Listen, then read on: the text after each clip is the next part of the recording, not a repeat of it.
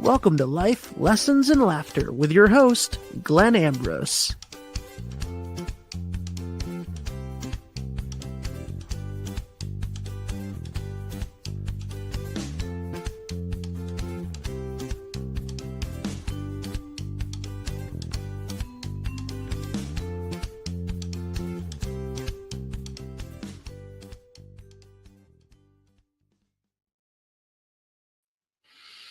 Hello, everybody. Welcome to the show. So today, I'll dive right into it. I'm talking about how God expresses itself through us into our daily activities, how we do what we do, why we do what we do, the manner in which we do what we do. It's everything. This is what's really meant by living spiritually or living in God's grace or Jesus take the wheel. It's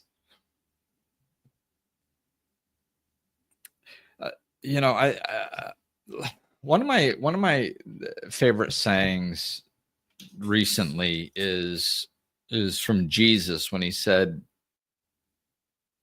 the Sabbath was made for man, the man wasn't made for the Sabbath. So it's like, because I love the underlying meaning behind that.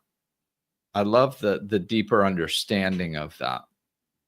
I love the fact that basically what he was saying is, you can apply the Sabbath to anything, anything that we think we should be doing to be more spiritual. Spirituality is not another identity. Oh, I'm a stockbroker and I'm a father and I live spiritually, or I'm a Christian, or like it's not supposed to be another label, another identity that is backed up by how do I say this? Kind of by what we do. I mean, it is backed up by what we do, but I mean that in two different ways. It's not like going to church every day or every Sunday does not make you, it does not give you a good relationship with God. I know, I've tried. I mean, heck, when I was younger, man, I used to I was probably 18, 19 years old, and I had my party apartment, and it was right around the corner from the biggest church in town. And me and one of my friends, we used to get dressed up in suits on Sunday morning and walk over to church and go to church and then come back. Now, a lot of people were looking at us like, what the heck are these two doing here? These two wild and nuts that are, running the streets every other day. And here they are in church.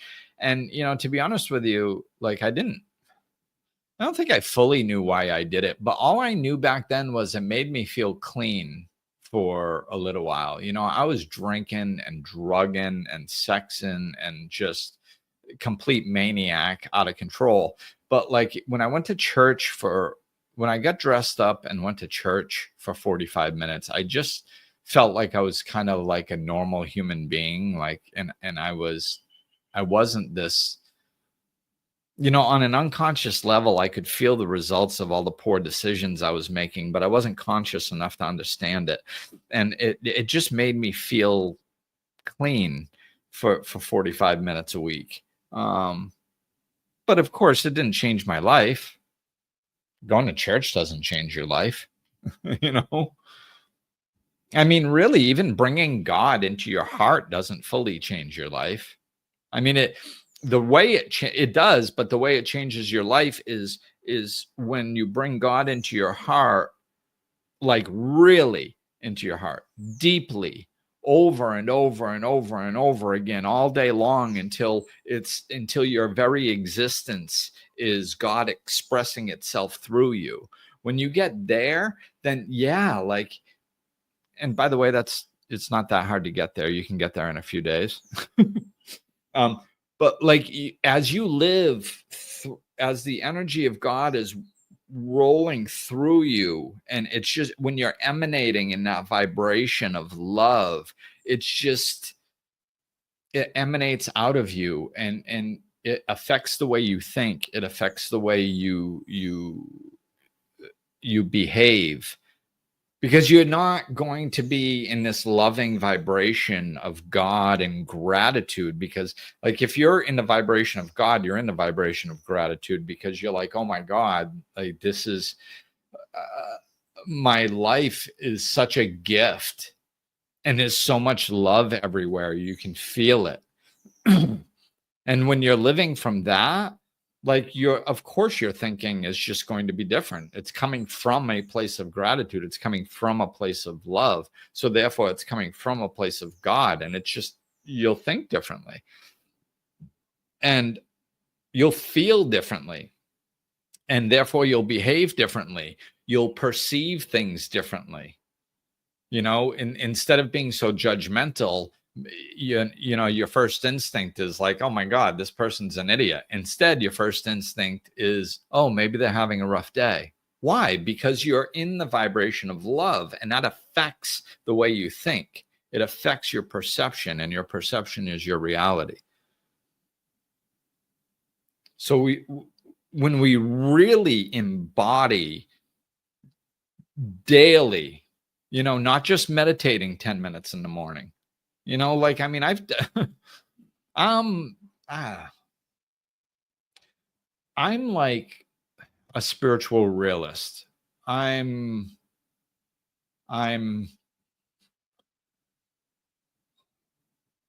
don't believe in things just because people say them. Like, I need to understand them. There needs to be a logical reason.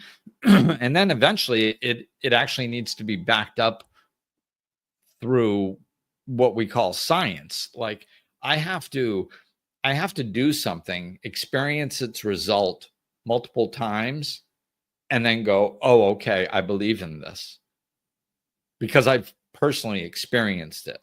Like, that's the stuff that I teach, and that's the stuff that I believe in. I don't just, oh, I read it in a book, like, so therefore, no, everything that I teach is through personal experience. It's the only way we're in the information age. We have to discern, like, even spiritual text. I think there's tons of what people call spiritual text that is not actually spiritual text, and or it's misinterpreted. And to me, it's not very difficult to figure out. Like, does it sound like love? No. It sounds like ego. Sounds like fighting. Oh, okay. Well, that must have been man's interpretation of it then. Maybe they interpreted it wrong, or maybe they just made it up and said it was spiritual text. If it's not love-based, then it's not spiritual text. It's not God's will. God's just love. It's it. Sorry. He's not running around with this ego, wanting us to be, oh, you must praise me. He doesn't give a crap.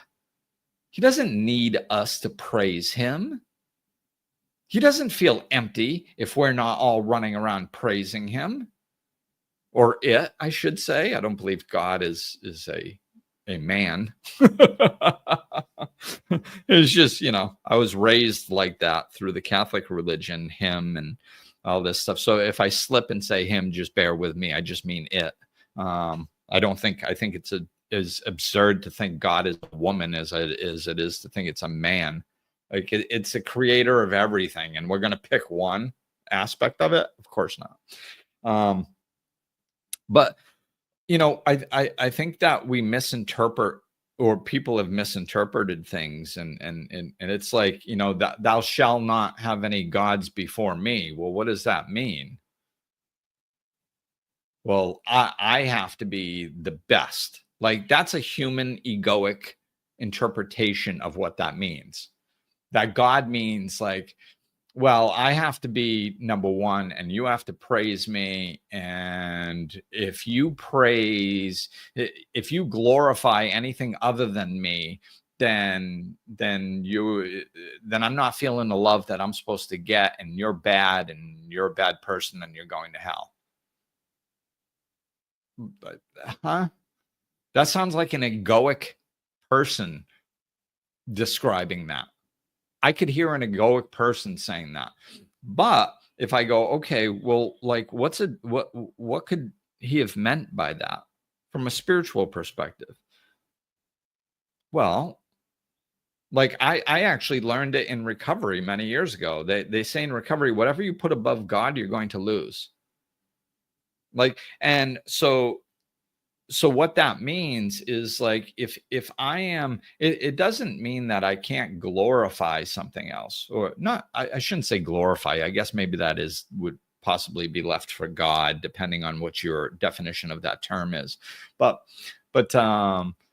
just to highly value something else. Like, there's nothing wrong with highly valuing anything. There's nothing wrong with highly valuing money, or another person, or anything. Anything that you would highly value. There's nothing wrong with that. But if you put it above God, then it's a problem. Why? Because your priorities aren't in order. It's not because God's pissed off at you. It's because your priorities are not, you're not filled with love and gratitude for being a creation and an expression and an extension of God. Because if you were, you would realize that whatever the heck you're putting above God, it would be ridiculous to put it above God, because you have everything. You have a source of unlimited love, unlimited support, unlimited abundance, unlimited joy, unlimited everything. And you're going to trade that. You're going to put that below a relationship. You're going to put that below finances. Well, then your priorities are out of whack, and you're going to end up sabotaging it and wrecking it. That's why God was trying to teach us what our priorities need to be internally to keep us in alignment with the Creator. And when we're in alignment with the Creator, everything is wonderful and perfect and blissful and better than we could ever want. So we have this recipe of putting, our Creator first and the connection with the Creator. So therefore, we're connected with our source of love, support, abundance, everything. If we do that, we get everything underneath it. Or we can take that, put it down, and then take one of those things and put it above it. And then we lose all that other stuff. We might get rich, but, there's so many, like, I'm hearing scripture going through my head. What does it profit a man to gain the whole world but to lose his soul? This is what they're talking about. It's all the same thing. When we're in alignment with who and what we are eternally and our Creator, it's all the same. We have everything. So hopefully that's kind of a good overview for this podcast, because this is, I'm going to be talking about a project that I'm doing, but it's not about the project. It's about how God is using me to create this project. It's about what's coming through me. So, and the energy is just starting to flow through me hardcore. So I'm heating up. I'm going to pause this for a moment and just put my fan on. Bear with. Okay, that's much better. Yeah, that's what happens when I'm in the flow of God, man. The energy just starts flowing and I start heating up. And plus it's August in the Dominican Republic. So yeah, it's I am going to be discussing this project, but it's not about the project. It's how God is working through me creating this project. And it's so, like, I've been focused on creating this big land project where I'm purchasing a big piece of land. And actually this picture behind me is one of the pictures of the piece of land here in the DR in the mountains that I'm getting and sectioning off sections and selling little pieces. So, and you guys can go check out the project and stuff, Mountain Ridge Sanctuary. But it's that's just this is my way of using that as an example to take what I'm talking about and bring it into a real life scenario. So this project, like, what was it?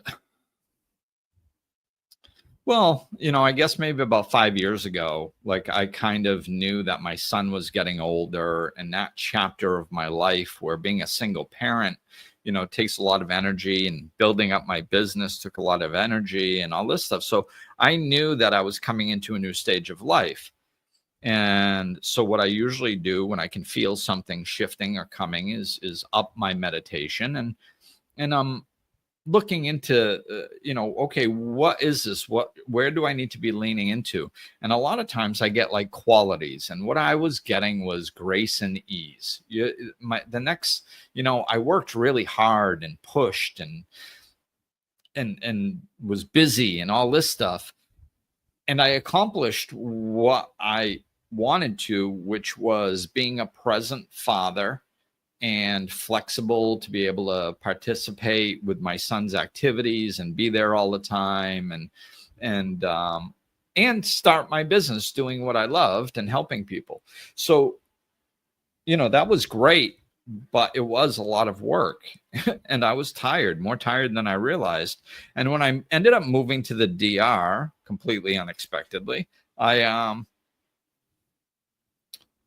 ended up resting, quite honestly. I mean, just resting. I mean, I was an alcoholic for 20 years, and then I just described what I did for the next 20 years. So that's 40 years. Ever since I was 15, I used a lot of energy in one way or another. I was tired, man. So really, I rested here in the DR pretty much most of the time for the first like 3 years.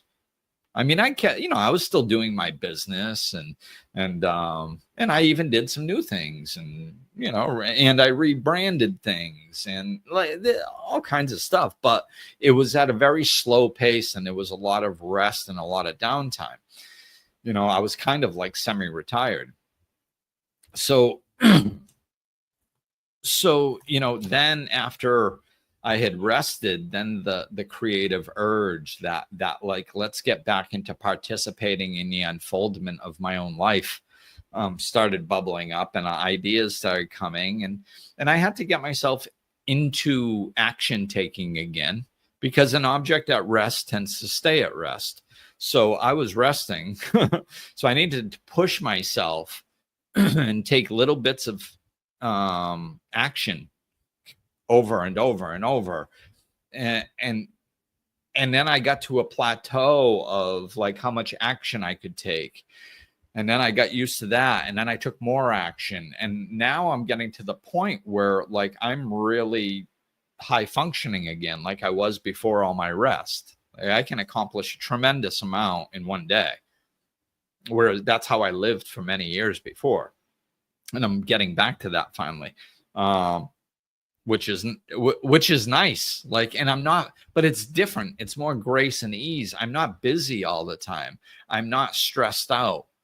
Am I accomplishing a lot? Yes, I am, but it's through God. See, this is kind of the stuff that I want to explain to you guys. Like, yesterday, the day before. I've done so much this week, and it's not just this week, but just the last couple days are just a good example of what I've been doing. I've accomplished a ton. I'm ready to launch this Mountain Ridge Sanctuary out to everyone, investors and purchasers and just I'm ready. I'm basically ready to do that. And it's a lot of work getting all this stuff, and I'm highly productive, but I'm literally laughing while I'm doing things. I'm in joy. I am writing, putting together investor brochures and purchaser brochures and emails and all kinds of stuff and organizing it all. And I'm putting all this together, and I'm literally breaking out, laughing out loud all alone in my house as this stuff comes together, because I'm looking it over or reading it over, and I'm like, oh my God, this is beautiful. This is beautiful. This is such a beautiful project. This is put together so well. And I don't feel that I'm doing any of it. Like, I'm not, like, we think we want to be proud of ourselves. We don't need to be.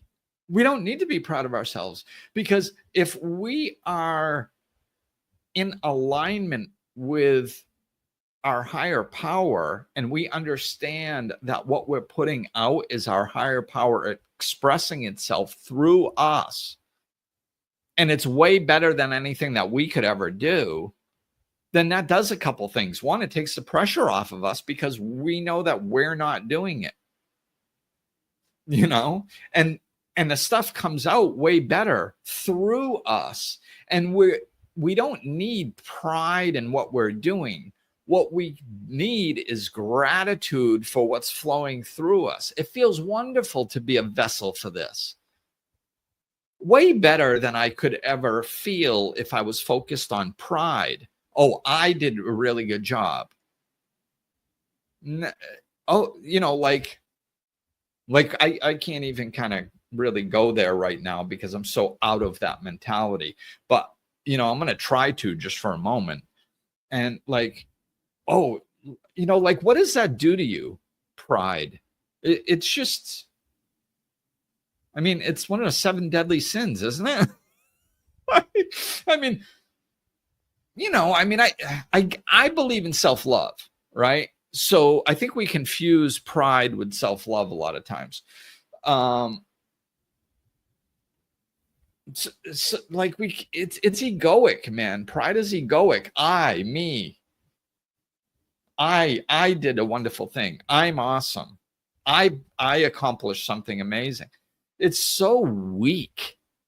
It's so weak in comparison to the feeling that I get when I am clear that God is expressing itself through me.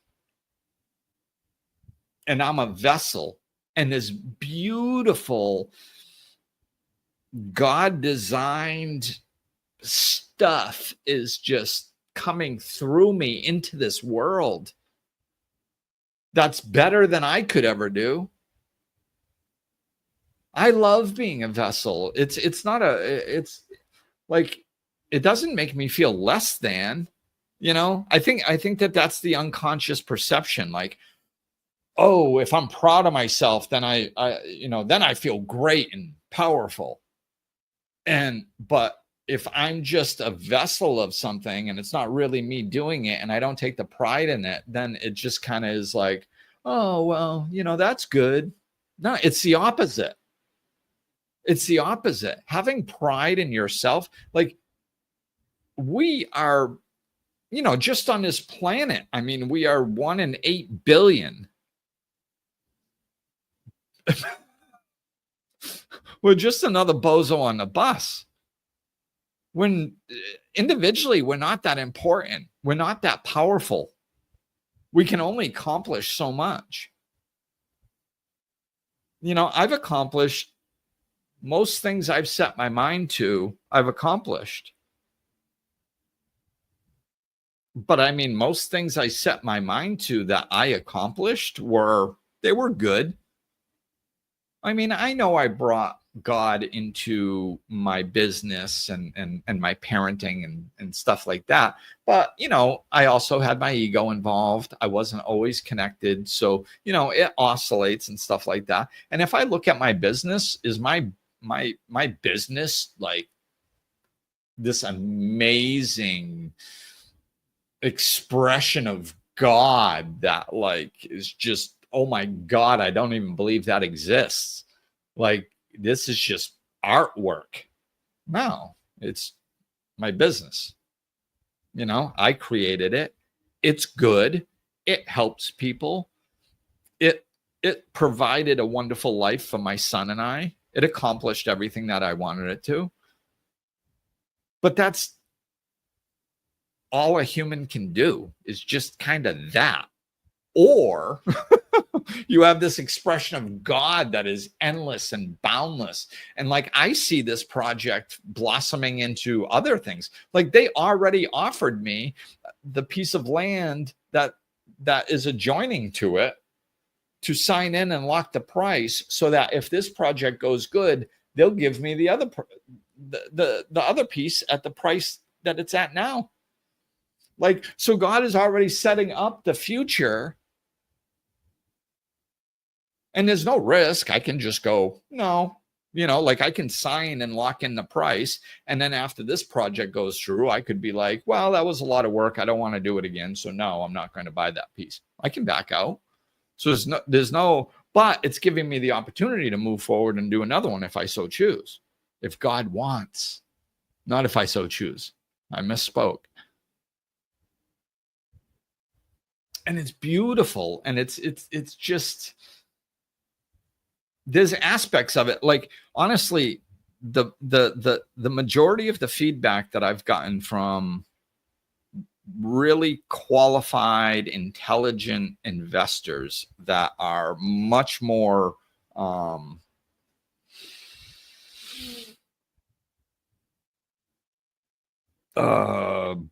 well versed, much more informed in the world of investing in land projects. The majority of the feedback that I've gotten has been, this is too good to be true. Right? Like, when you, and I understand why, like, when you're investing in something, if it looks too good to be true, it usually is. But the word, the operative word there is usually, not always. Sometimes things are really good. And if they're God designed, they've got a much better chance. Right? So I'm, you know, like, if their minds are closed, I'm like, okay, thank you.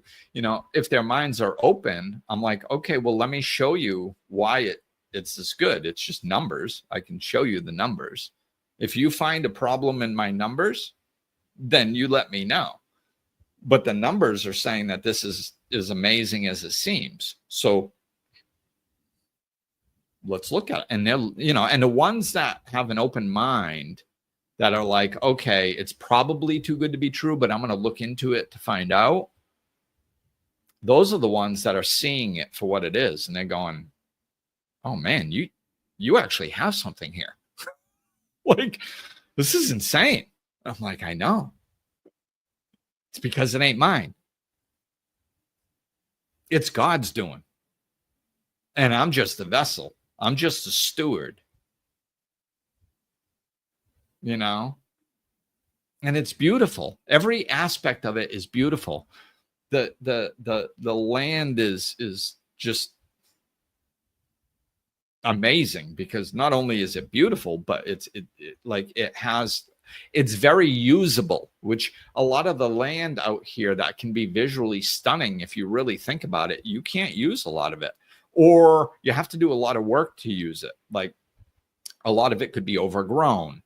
Or if it's not, it could be very hilly, which is like, you know, if you look at that picture in the background, for those of you watching video, you know, I've got some hills back here. And it's like, the top of the hill is beautiful, right? But what about the hill itself? Some of that is going to be unusable. Some, depending on what you do, you know, you could use some of it, but I'm talking about people who want to build eco-friendly homes and stuff like this, and gardens and permaculture and this stuff like this. So like this land has just way more usable land than anything else that I've been looking at in the last year and a half or 2 years. So it's just so the land, okay, then the price, wow, okay, and then the fact that there's lots of land out here, but there's no roads to get to it. Oh well, we've got a paved road. The main road, it's very close to. It's only 5 minutes off the main road, and half of the 5-minute drive is, and very slow 5-minute drive. Half of that is paved. Like, so, and there's a road that goes all the way the length of the property, not paved, but it's already there. Like, wow, okay. Like, so, oh, and it's up against a huge river that never dries out. So you have water, you have activities, like, plus it's got another source of water that's a smaller, what we would probably call as like a creek, smaller, that can it dry up? Yeah, maybe it does every few years, maybe even less than that, maybe every 5 years or something, if you have a really strong drought in the summertime or something. But it comes right back, it's there every year, and most of the year it's there. Might just dry up for a couple months or something. But that's another water source, right? So like just, and the electric and water is close by, and it's just like, so the land is amazing. The people that are coming into my life, and I'm explaining all this stuff because I want you guys to see how God works. Okay. And so you can like have a real life example and start believing in this stuff. It's like, I was trying to do this last year, but I wasn't God-centered enough. So like, I was putting too much work and effort into the land project, and it ended up not working out. I wasn't putting enough effort into my God consciousness. I mean, I've been living spiritual for 21 years. So a lot of my life is around spirituality. It always has been, right?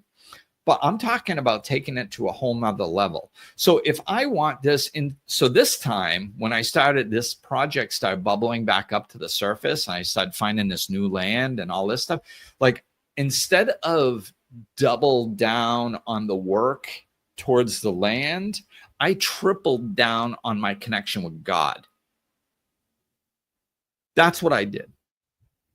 Like, we think if we want something in our life, we have to put extra energy towards it. And we do have to put energy towards things, but that's not the main thing. That's completely secondary. If that's what we do, it's not going to come to fruition, or it's not going to come into fruition the way it could if we focused on God. I'm just focusing more and more, and now, since I've been focusing on it, the first thoughts that I have when I'm waking up, when I'm coming into consciousness, is God and gratitude, and how wonderful it is that I have this presence and this contact with the all-powerful creator of the entire universe at my fingertips, and how wonderful that is. That's just before my eyes even open. That's what's starting to go through my head. And it's the last thing I think about when I go to bed. And I feel this wave of gratitude throughout my day. And it didn't just happen. I had to work at it. I had to, set a mind bell timer to go off on my phone for like every hour, to remind me, Glenn, just take a few seconds and connect to God. Feel some gratitude. Oh, yeah. Okay. That's the most important thing. It's the most important thing. Acting like it.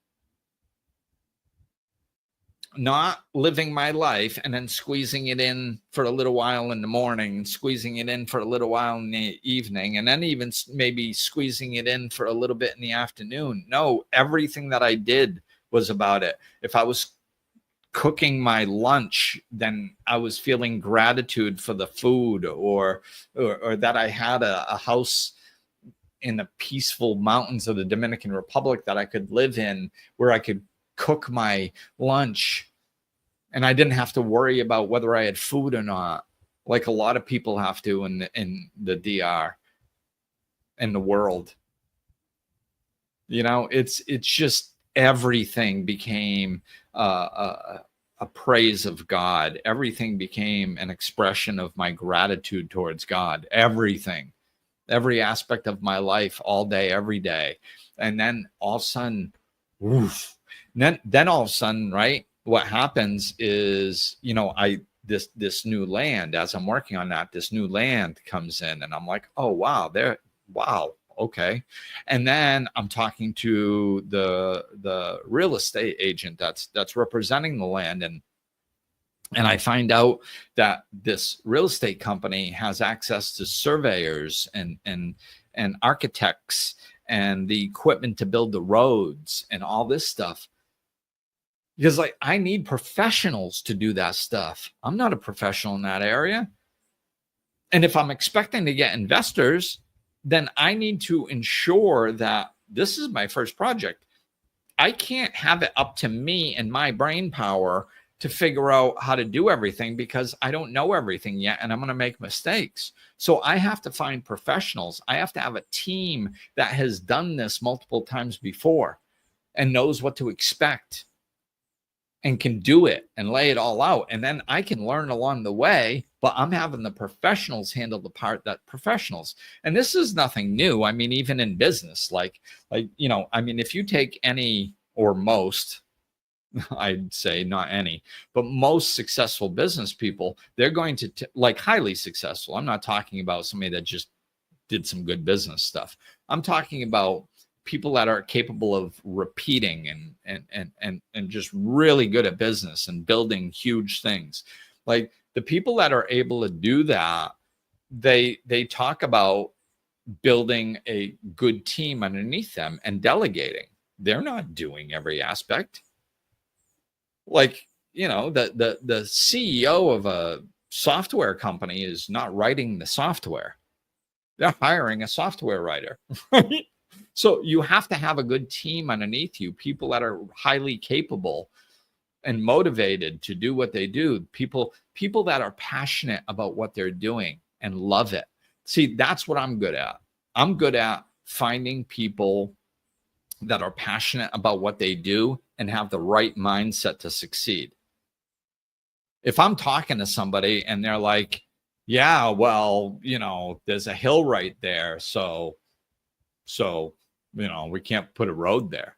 I go, oh, okay. So where should we put the road? And they go, I don't know, man. I mean, we can't put it there. So I don't know. I guess we're screwed, you know? Well, guess what? That person ain't working for me.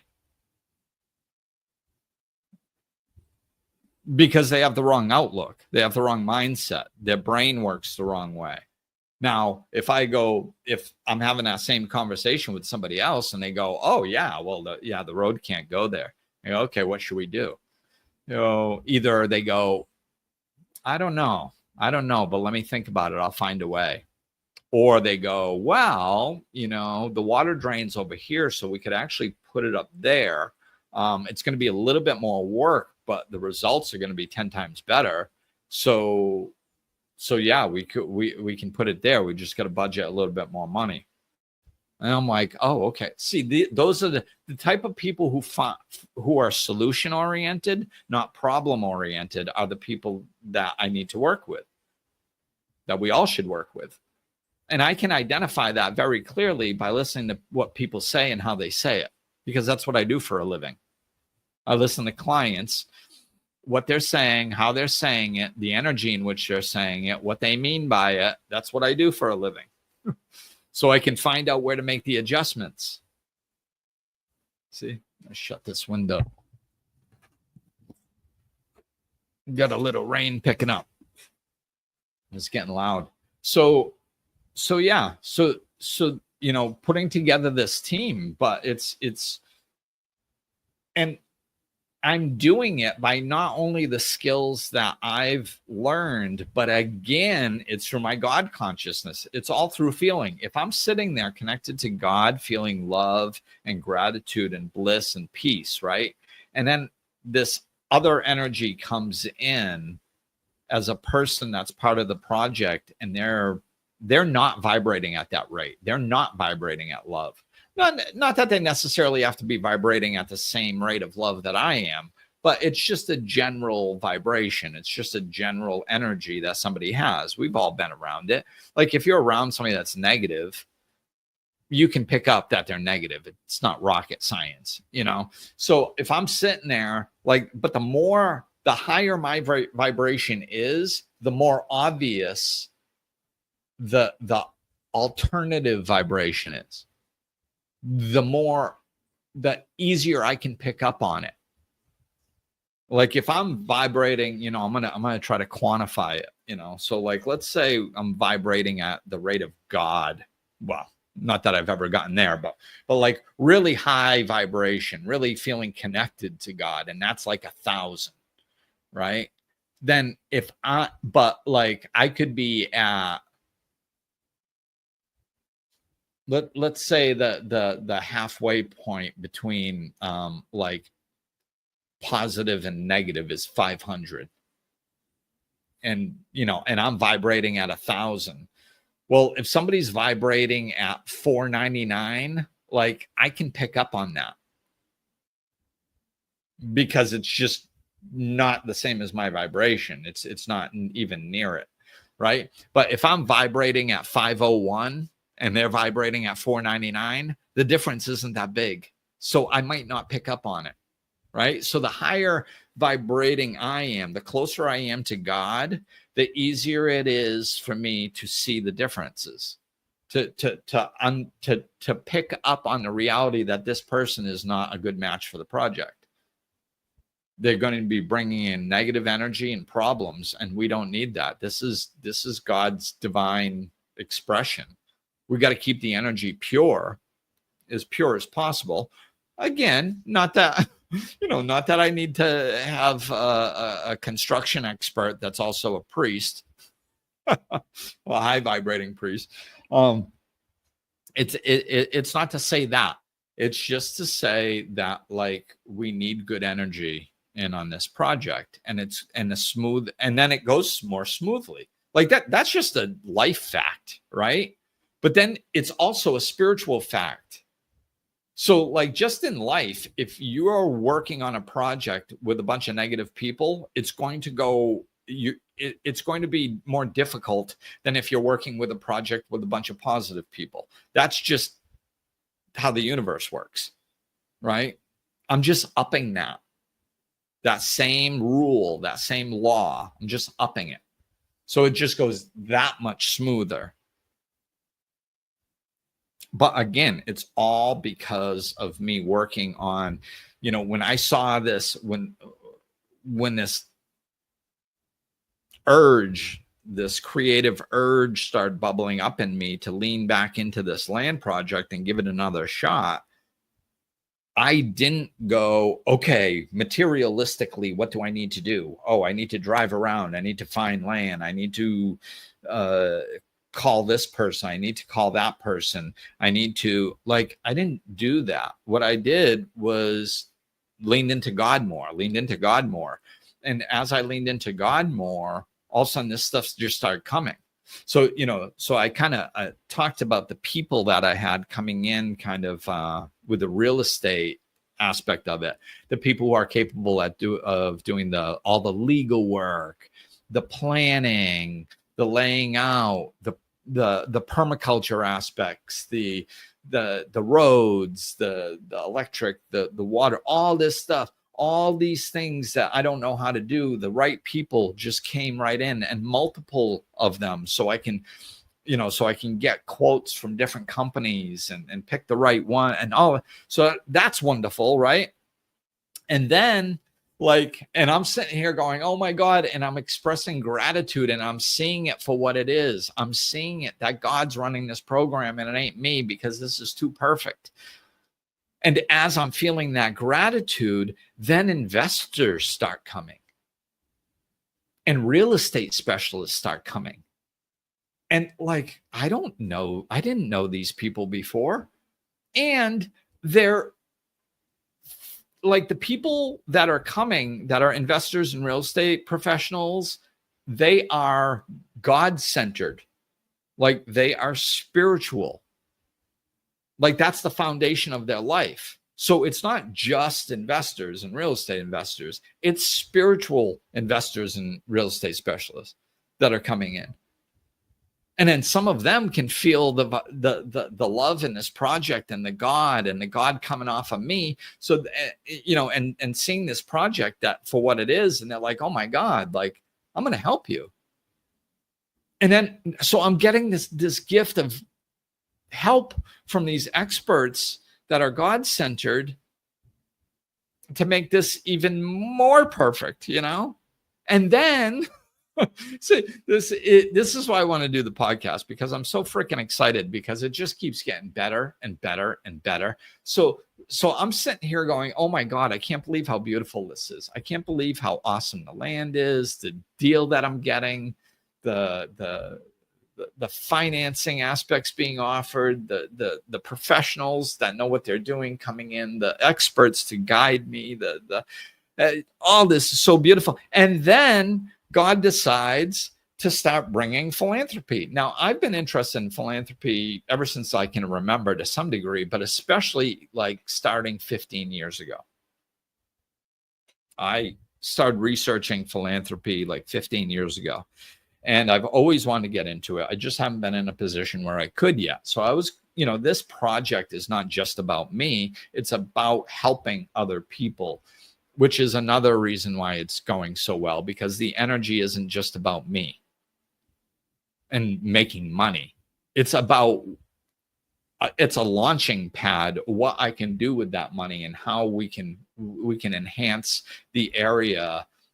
Of course I live in the DR, so a lot of it's over here, but just projects, they could be anywhere in the world, right? Philanthropy work. But I believe, not in giving somebody a fish. I believe in teaching them how to fish. That's why I love philanthropy. And the way that I see philanthropy is not throwing money at something. It's creating things, businesses and other situations that are actually owned and run by the locals, that changes the entire quality of their life forever, for generations, not just throwing money at a problem, right? So now this is giving me the opportunity to do that.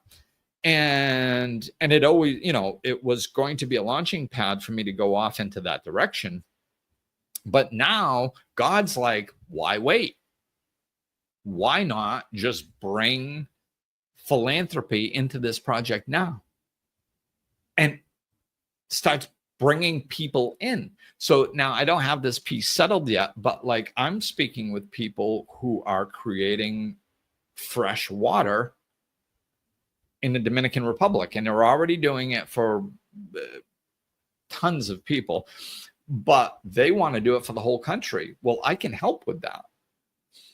There's also programs in nearby Cabarete where they're helping boys.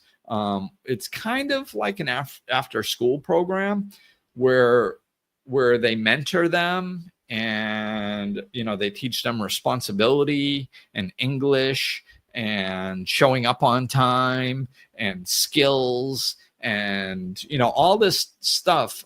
So they raise their self-esteem and their self-love, give them hope on what they can accomplish, and help them accomplish it and live good lives instead of just dropping out of school and hanging around the streets, right? And also programs for girls here too. So I'm in the talks with all the programs for boys, programs for girls, programs for the water. I'm in conversations with these people where we're going to bring in these philanthropy aspects into this project. So we use this project to benefit those things. And like I said, it's like this stuff is just, people are just coming into my life, just messaging me out of the blue. And it's God shots, because they're not sitting there going, hey, Glenn, I heard you had a land project. Let me get involved in it and help our thing. It's not like that. It's just random connections, and then of course, once I see a random connection and an idea comes, then I follow it with follow-up action. Oh, who else is out there? What else? Let me compare the different ones and see which ones are the best ones to do, and how can and figure out a good way to benefit them. Right? So do you see all the, like, God comes up and says, Glenn, hey, land project. That soft whisper, be still and know that I am God. Hey, Glenn, maybe you should look into that land project again. What about that land project? Hey, check out that land project. Maybe you should look into the land project. And then I go, oh, okay, yeah. God connection. Oh, look, land. Oof.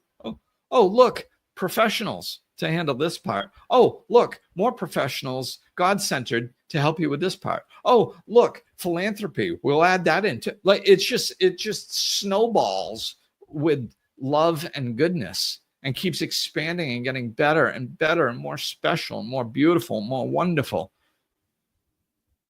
And not to mention the people that are either investing in this are going to make out like a bandit, because the profit margin is there. But the people purchasing also I'm undercutting everybody. Like, this is why the project is so amazing. It's like, I'm looking at the prices that I can sell this land to for purchasers, and I'm undercutting people, other land offers, by more than 50%,